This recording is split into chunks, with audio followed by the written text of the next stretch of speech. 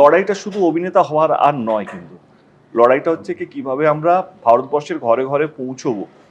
যখন আমি অন্য ভাষার ছবিগুলো দেখি, তারা যেভাবে রমরমিয়ে যে অভিনেতাদেরকে চিন্তামই না আমরা কিছু বছর আগেও, সাউথের যদি কথার কথা বলি, তারা যেভাবে ন্যাশনাল হয়েছে, তারা যেভাবে ঘরে ঘরে মানে পুরো দেশের ঘরে ঘরে পৌঁছে গেছে, আমারও স্বপ্ন এটাই কি আমরা শুধু আমি আমার কথা বলবো না, বাংলা ছবিও যেন সেরকম ভাবে ঘরে ঘরে ভারতবর্ষে যেন পৌঁছতে পারে। সেই লড়াইটা সেইটা, আর শুধু অভিনেতা লড়াই নয় আমার।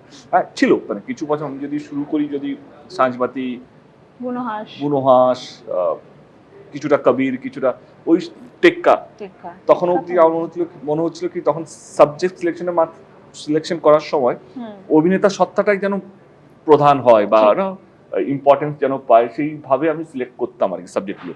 কি না, দেবকে অভিনেতা হিসেবে একটু এগিয়ে রাখতে হবে, মোর দেন স্টার, মোর দেন সুপারস্টার, মোর দেন এনিবডি। দেব অভিনয় পারে, এইটা সারাক্ষণ আমার মাথায় চলতো সাবজেক্ট সিলেক্ট করার সময়। কিন্তু আজকে না, বিফোর খাদান থেকেই আমার মনে হয়েছিল কি এই চেঞ্জটা এসছে কিনা, আর শুধু অভিনেতা নয়, আমার মনে হয় কি নিজেকে বাঁচিয়ে আমি আর বেশি দিন ইন্ডাস্ট্রি যদি না বাঁচে আর শুধু নিজেকে বাঁচালাম, তাহলে কেউ মানে ব্যাপারটা, তুমি যদি নিউজ পেপারে থাকো, নিউজে থাকো, তাহলে তুমি শুধু নিউজ পেপারের জন্য ভাবলে তখন ডিজিটাল অনেক বেশি এগিয়ে গেছে।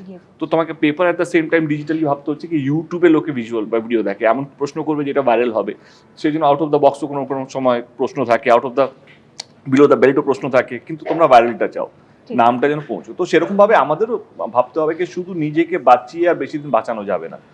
তো লড়াইটা শুধু অভিনেতা হওয়ার আর নয়, কিন্তু লড়াইটা হচ্ছে কি কিভাবে আমরা ভারতবর্ষের ঘরে ঘরে পৌঁছবো, এবং বাংলা ছবি যে আর রিজনাল ইন্ডাস্ট্রি নয়, বাংলা ছবি যে এখন ন্যাশনাল ইন্ডাস্ট্রি হওয়ার পথে আছে, সেই লড়াইটা এখন আমার মাথার মধ্যে চলে সারা।